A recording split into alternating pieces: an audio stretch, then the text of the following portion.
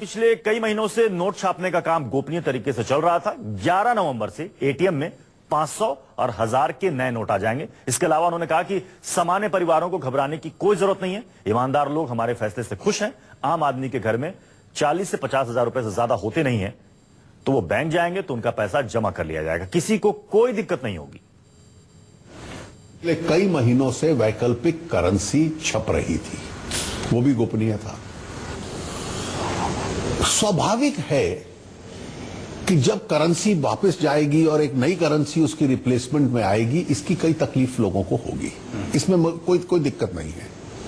आज एक दिन बैंक बंद रहेगा, लेकिन जितने भी तर्क दिए जा रहे हैं कि ये तकलीफ होगी या ये तकलीफ होगी, मैं इनको बेबुनियाद मानता हूं।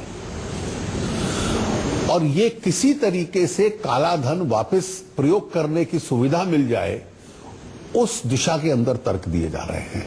उसी प्रकार से जिसके पास घर में छोटी सी मात्रा का कैश रहता है, खर्चे के लिए लोग बैंक से विड्रॉ करते हैं या अपनी सेविंग्स में से रखते हैं, कोई दिक्कत नहीं है।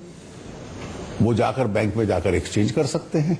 पहले 1-2 सप्ताह थोड़ा कम संख्या मिलेगी, जैसे ही करेंसी अधिक मात्रा में सामने आएगी और अगले 3-4 सप्ताह में एकदम रिप्लेसमेंट करेंसी पूरी बाजार के अंदर होगी।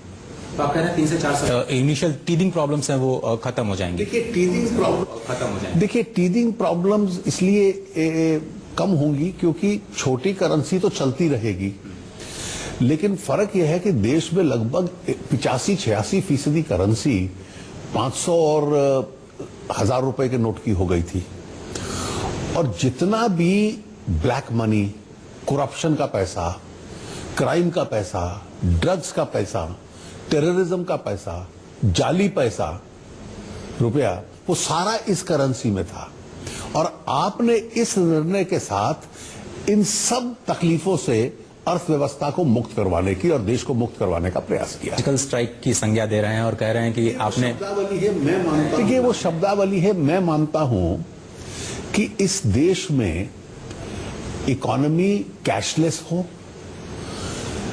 देश में लोगों को चेक या प्लास्टिक करेंसी के माध्यम से कार्य करने की एक शैली बढ़े। ब्लैक मनी किसी का मौलिक अधिकार नहीं है।